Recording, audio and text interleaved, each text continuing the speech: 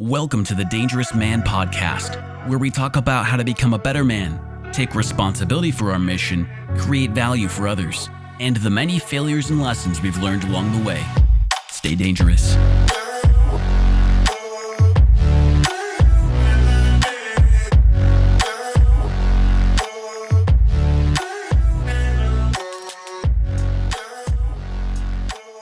Welcome back to The Dangerous Man. This is your host, John Castoris, and Adam's out sick today, so lift him up and hope he gets better soon. But bringing on special guest and awesome friend and business partner, Peter Gjengdahl. Oh, yo, what up, dude? Dude, we out here, man, ready Yes, to sir. rock and roll. And I was like, Pete, the show must go on. So you in? I'm in. And we're here, man. So Here I am. It was a long drive, but I made it. along 4 blocks. Dude. Yeah. Oh, It might be man. 5, but it feels like Yeah. 4. Dude, so it's crazy, man. So we have let's just launch into it, man. This was literally last night, right? Yeah. Or, Yeah. No, man, it was feels last like night. feels like a week ago already. Today was a long day. It was Yeah. a full day. Very full day. It was crazy, man. And so, well, why don't you just get into it? Yeah. Just to kind of kick things off. So last night, John and I were having dinner, cooking a ridiculous amount of meat, and it was fantastic. Anyways, we're kind of, I don't know, an hour and a half into dinner, hanging out, having a conversation. And a little bit of the backstory here is I've got a neighbor, and my neighbor has two German Shepherds. They're young, but they are not well behaved Shepherds because the owner, in my opinion, is kind of a pathetic dog owner. All dogs are trainable. Not all humans are trainable. So, anyways, the dogs know that they're not supposed to get out, but when you leave the door open, the dogs want to run around and play. So you have 2 German Shepherds come tearing down the block, and I've watched them do this same thing multiple times recently. No one's had any issues with them yet, so it's kind of like, all right, great. I've yelled at the neighbor a few times saying, keep your dogs locked up. Anyways, last night it happened. The dogs come blasting down. I see them out of the corner of my eye, and the way that they were running told me that they were running at something, not just running to have fun. Like chase a squirrel kind of run. Right. It was like chase a squirrel, but it was like a unison. And the way that they were going, so I own a German Shepherd. So my back is turned to the windows here. We're at the table. Right. Pete's facing out the windows. I can see, so I'm looking over my left, like my left side. I look out and I see these 2 dogs come bolting across like my frame of view. And it was like, oh, they're cooking. Yeah. And so I own a German Shepherd. So I am very well versed. My dog is almost 4 years old. I'm very well versed in how to handle a German Shepherd because they are borderline all the same. German Shepherd, like their characteristics, the way that they operate, the way that they behave is so stinking similar. Like across the whole breed, you're saying? Yeah. I've encountered probably, at this point in my time of owning Winston, I've probably encountered 100 of them. And all of them behave so similarly. So I saw them running and I went, something's wrong.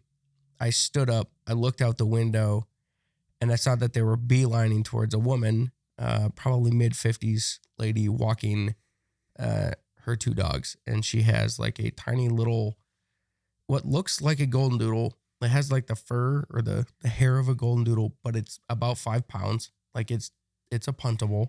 That thing is closer to that of a rat with hair. Put that in your purse and punt it. Yeah. Put it in a purse. Like it's a purseable dog. And then the other one is a poodle. So just to kind of frame the human in your mind, okay, mid-50s, and those are the 2 dogs that she has. Some people would stereotype that as a Karen. It's fitting. anyways, my immediate reaction is, oh, this is a situation. I don't see anyone else. I don't see the owner. So my instinct is, I kick in with, I need to stop this situation. My brain, I'm like, I'm the only guy here. I mean, obviously John's right next to me, but he hasn't even seen that something's happening yet. And so I like bolt for the door and I literally holler at John and I go, follow me. Like there's a situation. Without thinking, he gets up and just comes rushing after me because he just is like, all right, cool. There's something going on. He still hasn't seen the dogs. By this time, the dogs have engaged with the woman. The lady picks up her small dog and she's like kind of kicking at the other two. And they're on the other side of the street from me. And it's a fairly busy road. But I literally like make it through my gate. This is where it gets good. I make it through the gate. And we both see what's happening by this time. Right. We walk outside and Peter's making a beeline for the street, dude. And what happens next is right. So I literally call to John and because obviously my dog is now freaking out because he's a 95-pound German Shepherd. He's like, I see what's going on. He starts freaking out, like barking, like, yo, yo, yo, like, let me at him. And I'm like, no, John, put Winston back in the house. Yep. And then I literally at like the top of my lungs, like I distinctly remember hearing my voice like echo off of the church probably 3 or 4 times. Like I bellowed at these dogs at the top of my voice to back off and to go home. And I mean, it was, I haven't had to be that loud and that commanding in quite some time, but I didn't think about it. It was like the thing that I knew I had to do. And instantly the 2 dogs jumped back. And I mean, jump back. They were like, oh shit. Like the look in their face was like, I don't like that. Whatever that was, I don't like it. And I come walking towards them. And this lady's totally like unreasonable, freaking out. I don't blame her. Yeah. She's getting attacked by 2 right, she's German getting Shepherds. attacked by 2, probably 65, they're probably close to 65-pound German Shepherds now. Yeah. And 2 of them, one all black and one that looks like your kind of stereotypical German Shepherd. And anyways, she's freaking out and I command the dogs home. I've seen their owner come chase after them and then yell at them home. And so I remembered that. And so I knew they probably know what that word means. A German Shepherd is an incredibly intelligent dog. Yeah. And the dogs like listened to me and bolted for their house. And then I went chasing after them to go, because I was, my intent was go yell at this neighbor and let them have it. Like your dogs literally just Give like attacked this lady and her dogs. I mean, they made contact with the dog, with the poodle that was still on the ground.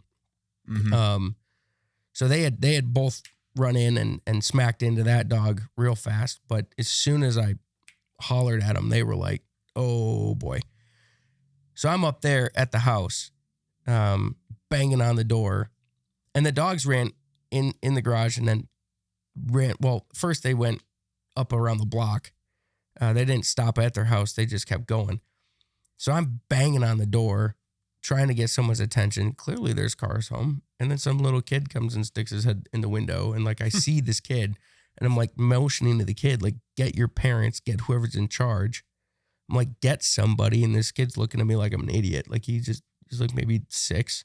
And the look on his face is just like stupid. Like he just sits on a phone all day long. So I was like, iPad okay, baby. Yeah, dude. Yeah. A screen toddler, whatever you call those, scrodler. I don't know. But it was was stupid. And the owner never came to the door. Finally the dogs came back towards me. You were chasing. I called them back. I saw them. They ran up the block, and then I called them back and I said, "Come!" Like very forcefully, whistled at them, and I was like, "Home!" And they both kind of came trotting back down, and then I just like pointed at the garage and was like, "Inside now!" And the one dog kind of growled at me, and I stepped towards it and it shut its mouth and then just like ran in the garage and was like, okay, I'm done. And they both bolted inside through the doggy door. Dang. But in that, at that time, okay, I turn around because John comes running up to me. Mm-hmm. And he's like, bro, this woman is like pissed. Like, she's like, she thinks that those are your dogs, that like that your dogs just attacked her. And he was like, she's not listening to me. She's just like yelling at me. And I was like in my head, I was basically like, fuck this bitch, you know, like straight up. I'm trying to watch my language, but I was like, I was irate because I was like, you don't get to treat my boy John like that. Like, you're going to meet my fist. You thought the dogs were bad. Just you wait. Like, I was irate. Yeah. So I approached her as irate. She opens her mouth and is like, are those your dogs? And I like took every ounce. You gave her a piece of your mind, dude. Bro, every ounce of like my being to not like wipe her from the face of the earth. I literally commanded her and was like, absolutely not. My dog is well trained. My dog is locked up. Those dogs belong to the new neighbor. But it was like the way that I said it was like my tonality, my posture, everything that I stood at my highest. My energy touched 6 foot there. Okay. My whole 5'11" and I touched 6 foot. Okay, I guarantee it. I stepped into that. Spine cracked. Oh yeah, everything was like, nah, screw you. For context, guys, Pete only casually.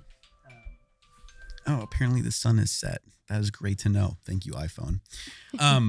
For context, Pete, leg press is 800 pounds for 10 reps. Yeah. So when he says it took everything to not wipe this woman from the face of the earth. Okay, there might be something to that, but anyways, continue, man. Yeah. I do have video proof of that. So if anyone wants to debate me, for some visual representation of what's going on here. Yeah, clean. But no, so I approached this woman. In my head, there's something that I've known for a very long time that I learned a long time ago, and that was if someone is angry, they won't listen to logic. They don't want to hear it. They don't care. But every single situation that I was in, I used to be a security guard, and in every one of those situations, when you'd be dealing with a pissed off customer or pissed off individual, I had to not only match their level of like animosity and anger and frustration, right, but I had to go above it because it would shut them down. And anyways, that's literally what I did. So I stepped in, I let her understand that you being a bitch to John is unacceptable by the way that I spoke, by the way that I approached her. And instantly, we felt the tension from her dissipate. Her body relaxed, and she was able to enter back into her feminine. Totally. Like John watched this entire thing and he was like, what the hell? It was about 10 seconds. Yeah. Back and forth a few times. Yep. Dude, then she put her dog down. You were petting her dog. We were just chatting. It was like it never happened, dude. Right. Within 10 seconds. She turns around and just walks home. Yep. She was just like, oh, okay.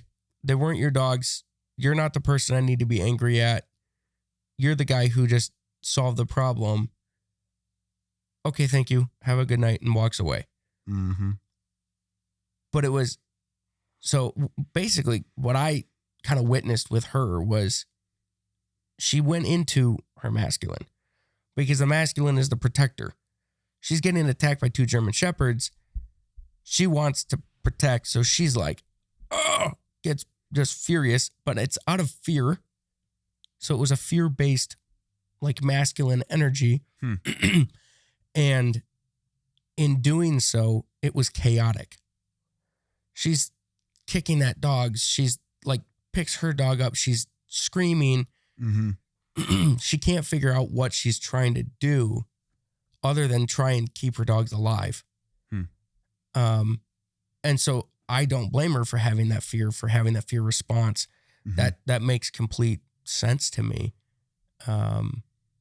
It's probably the only time you would want some fight or flight mode to kick in there. Like that's when you need cortisol to rush and help you out. But I recognize that, and then as soon as she realized that the situation was no longer a problem, I was able to just de-escalate it. I lowered my voice. I calmed down, and then she listened to the voice of reason, which was me explaining to her the situation. And she was like, oh, okay, goodbye. And she walked away. But it was like seeing her, her energy respond to my energy. Right. It was like such a real thing because she was just like very angry, very like, it was like a combustible. It was like this firework that's just waiting to go off. And I just put a bucket over it. It was like, it doesn't matter. And so it shut her down. Right. It's an interesting conversation too, because it's like, what is masculine energy? And like, I think it obviously implies like, oh, like there's feminine energy too. And what does that look like and whatnot? And I think there's an interesting, like, now that we can kind of step back and look at the situation, we're able to kind of recognize everything that was happening with her, stress response, her, fight or flight response. And, ultimately at the end of the day, when a man is able to, what every woman wants, I think is a man who's, and what I think every man wants is for a man to take ownership and leadership and control of a scenario and just kind of dominate. I have a mentor. One of his favorite sayings is not just to live, but to dominate. And one thing that's kind of just like a great like mentality of a man and being in your masculine energy. And what was cool is, right, this woman is trying to step into that and just and be super bold and just like really angry and lashing out at people. And she was walking all over me when I was talking to her. And it was an interesting situation because I come out and I'm not even quite sure what happened, but I see dogs attacking her. I'm putting Peter's dog back in the house. Pete's down the block chasing these dogs away, yelling at them. And this woman walks straight over to me and she's livid. And I don't blame her because that's kind of freaky, getting attacked by two German Shepherds. Right. But she literally, it took me probably 3 to 5 minutes to figure out that by the end of it, I realized she thought that I owned this house and that the dog I just put inside, which is Peter's dog, which is also a German Shepherd, so I could maybe see her confusion, was the dog that attacked her. And she was coming after me going like, your dog just bit my dog. And I'm like, hold up. I'm putting this dog inside. And she's like, don't walk away from me. And I'm kind of like, the fuck? I'm like, in my head, I'm like, I do not know what's happening. But this lady can't possibly think that this dog just bit her dog. Like, did she not see those two dogs run down the block? I was just like, what the? And I'm kind of, I'm like, okay, how can I pull out some like how to win friends and influence people, Dale Carnegie stuff here. And so I was, trying to be a little bit more empathetic with her because she just freaking got, almost mauled by a couple dogs. But she was just not having it. She was all over me. And she's like, you giving me attitude? She was trying to get my name. Like, what's your name? And I'm like, first of all, I don't want to give this woman my name because I don't believe she has the best intentions with me. Oh, and she was like threatening to call the cops on you. She and did. Everything. It was like, I could hear that. I could hear her yelling at John. Yeah. But I was so angry at this owner, this other, like the two dogs owner, that I was like, just kind of ignored it. Yeah. But like, I remember hearing her saying, I'm going to call the police on you and all this stuff. Yes. Which was like, what?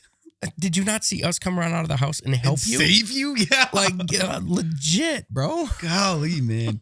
So quite honestly found the conversation going utterly nowhere. And I'm like, there's no possible way I'm going to be able to convince this woman that we just came from inside and the dog followed us and he never left the gate.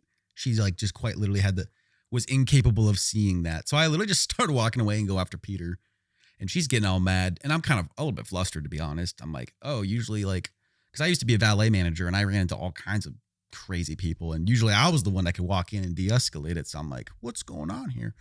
And then, so that was the interesting thing is I walk up to Pete and I'm like, dude, this girl like just being a bitch. And she's like being really mean. And like, I was like, just so you know, she thinks your dog is the one who bit this. And she thinks that that I own your house. And you're like, oh, okay, great. Walk up. And then she just immediately, it was just like, she was walking. And this is like, if I'm being honest, like it kind of sucked to just get walked over by this woman.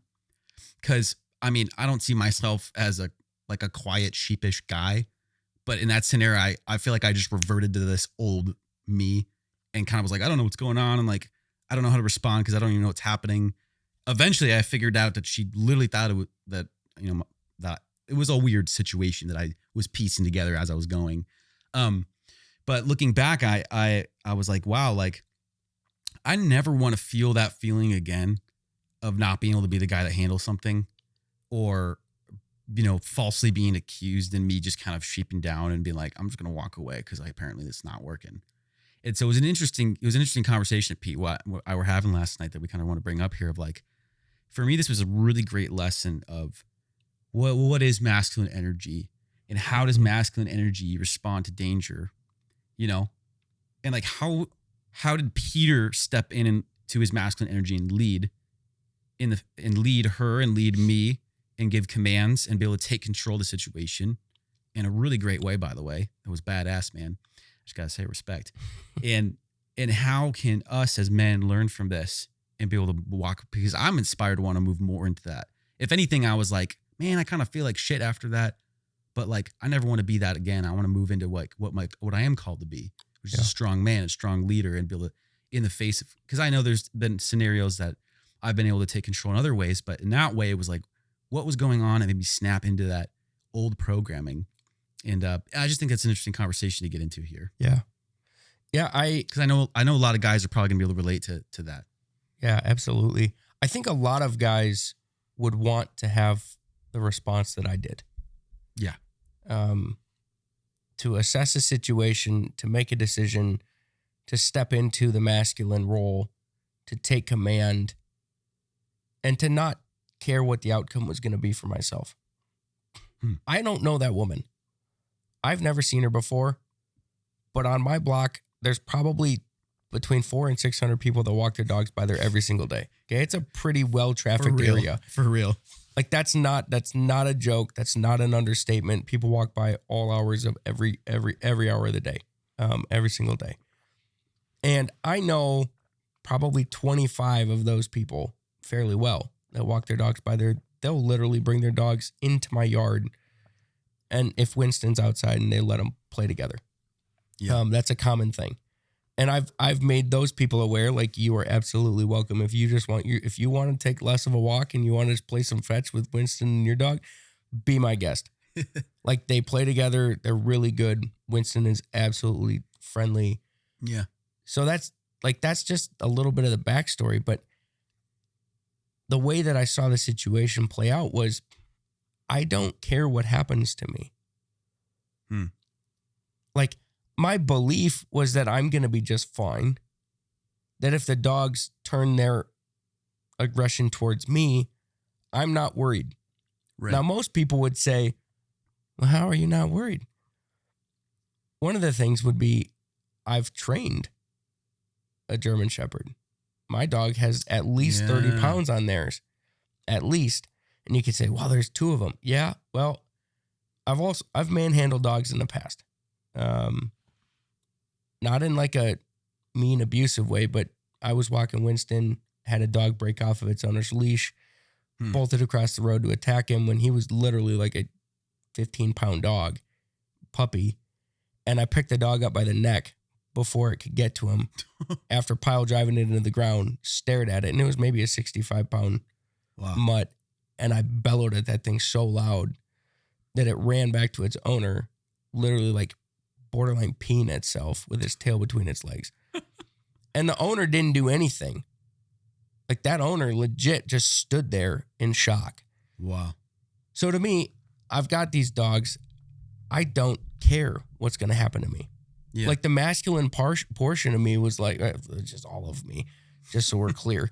Oh yeah. I am a man, and that's not an identity. That's who I am. Oh yes.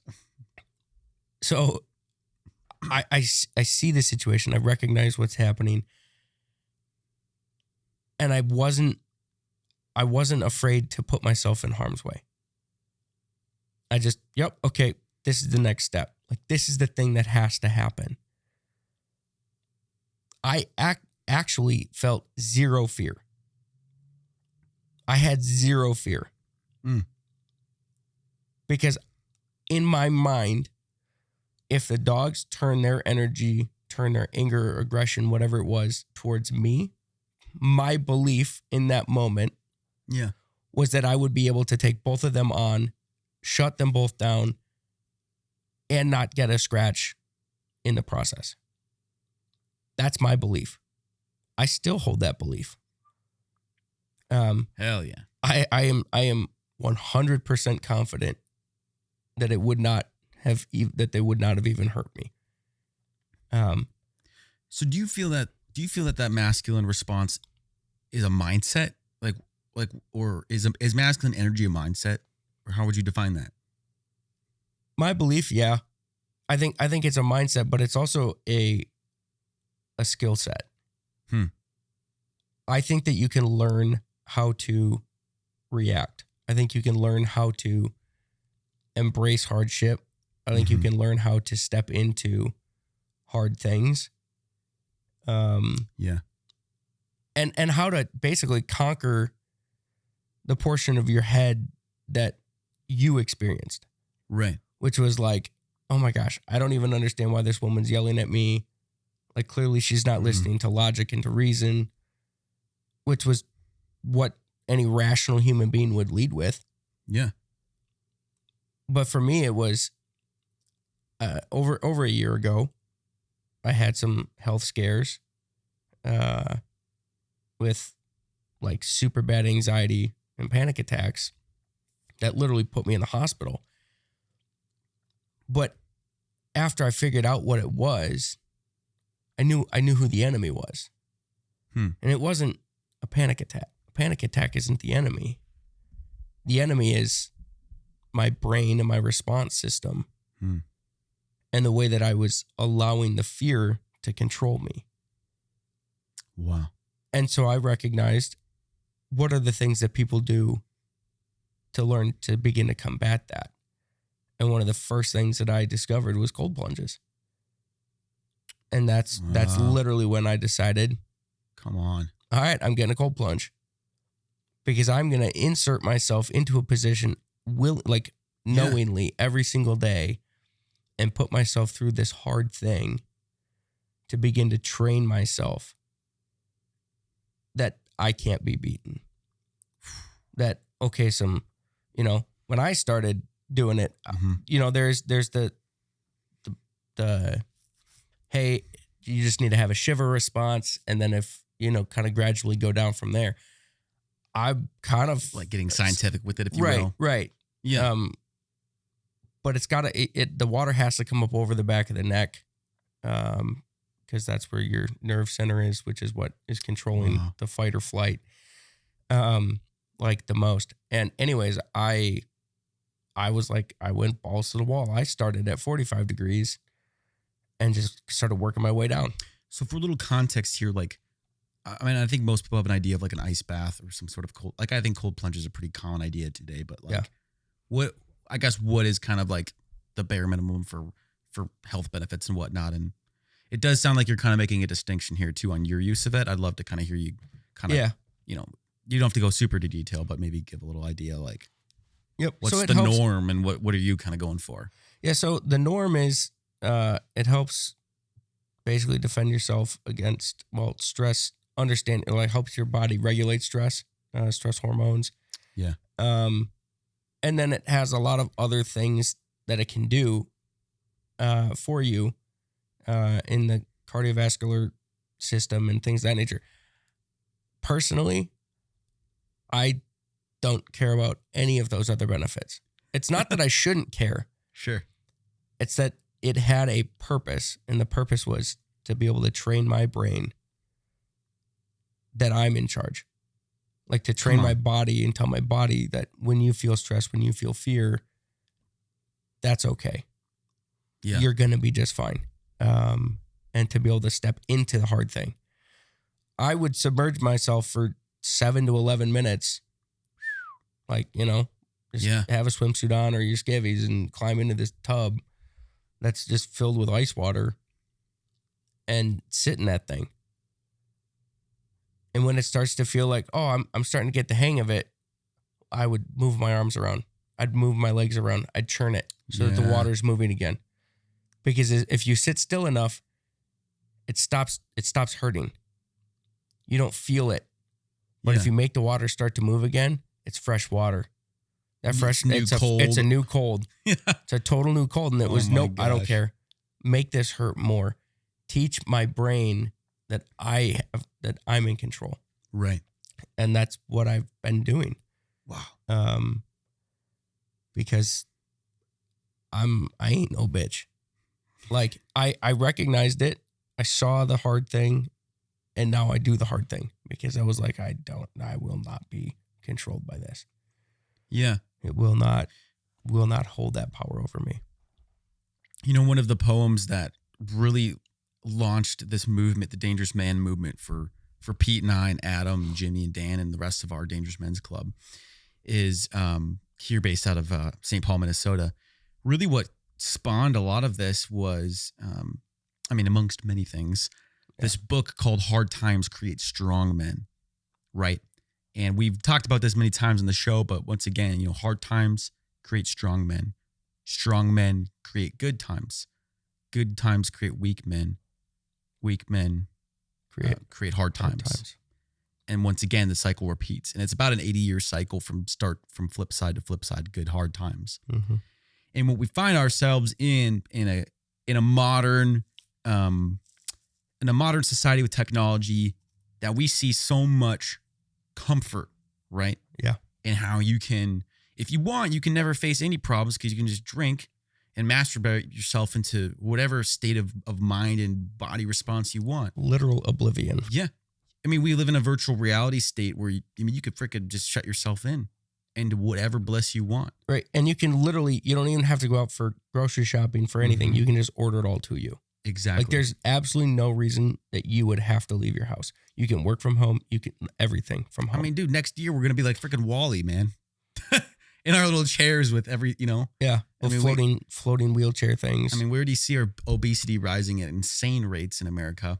Yep. But the point being that there is hard times, even in the midst of comfort. It's like, okay, well, what's maybe the solution to hard times politically or for our country is to have strong men, right? And we obviously see that as the case. And that's why we even advocate for the dangerous man. The dangerous man is the essence of a strong man in every way, shape, and form, from finance to relationships to health, everything, man. It's the complete man. But we also see is like, well, what if there are good times or hard times? Like, obviously, we don't want to be a weak man no matter what's happening around us externally. Right. If it's good times or bad times, if it's hard, challenge or struggle or whatever, we want to be steady. We just want to be masculine all the time. Yep. Masculine men are always strong. And so that's this cool idea that, well, why don't we create our own? I know this doesn't sell that great these days, but let's create our own hard times. Right. Everybody has plenty of hard shit happening, but can I create a hard challenge that I can overcome and learn to get stronger in? And I think that's what the cold plunge can do in a really practical way is I'm simulating this, and it's like you're able to learn how to think clearly, to react well. You get to, and this is something I loved what Pete was saying, and you kind of went into this a little bit, and maybe I'm stealing your thunder here tonight, but last night you were kind of getting into this when we were chatting and about like I get to learn that in the midst of being freaking frozen up to my neck in cold water, over time I can breathe and take control, and I get to choose my freaking response. Yep. How do I react? I don't just react, I respond. Yeah. How do I learn that? Stephen Covey talks a lot about that in the 7 Habits of Highly Effective People, a really good book. He says the highly effective person chooses to respond. They don't react. Yep. And that's what's cool is like, okay, immediately I was like, I admire the way Peter's responded. And in my mind, I kind of just assumed like he kind of knows the neighborhood. He knows what's happening. But in hindsight, that shouldn't matter. You know, I shouldn't have to default to somebody. I should be able to step up in my own way and be my own man. And I think that for me, that's a powerful lesson. And like the next day, literally today, I'm already texting the guy and I have a lead on, hey, can you build me a cold plunge? And I'm like, I'm ready to do this.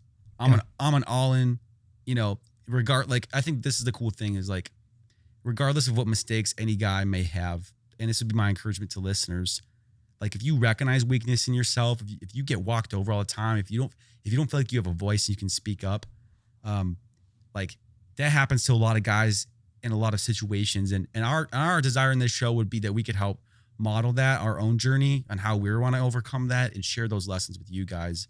And for me, a substantial step that I'm taking is I don't want to be that guy anymore. I want to learn how to become that strong man. And I really look to Peter in that way. I really see Peter, and you know, Peter's 29, I'm 26.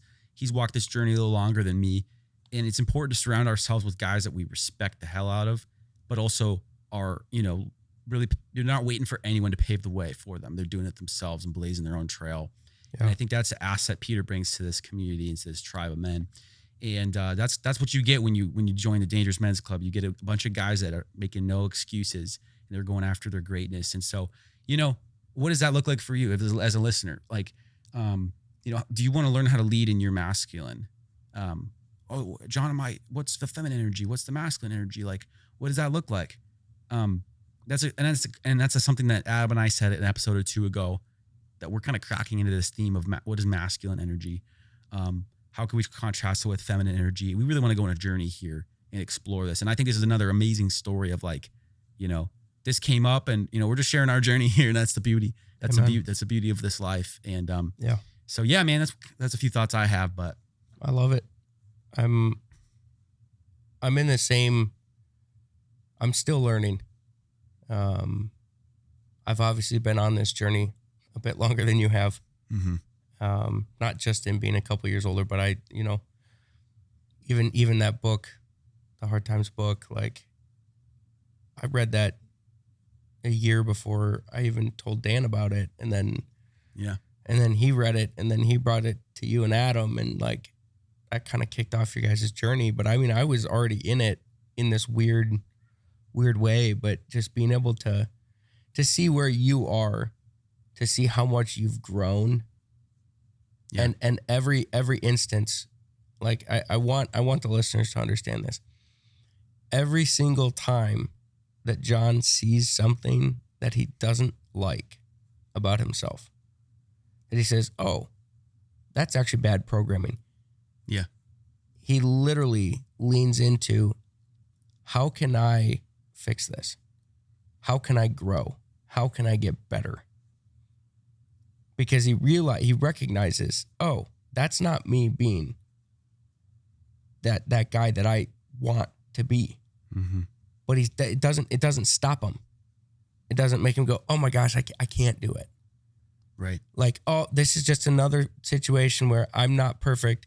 I guess that means I have to throw it all away and I can't be. No, that's the whole point of this journey, is to recognize the places, those positions where you go, oh, I'm not where I want to be yet. Great. How do I learn from this? John literally goes, yeah, I contacted a guy and I'm getting a cold plunge. Come on. Like today, he like straight up was like, fuck it. You mentioned that this is how you like started to learn. Fuck that. I'm doing it. Done deal. Mm-hmm. I'll go put myself through hard times. And it's the intentionality behind that, which just tells me that you are a great man, that you are striving after like true manhood. So yeah, rock on. I love it. Thanks, man. Yeah.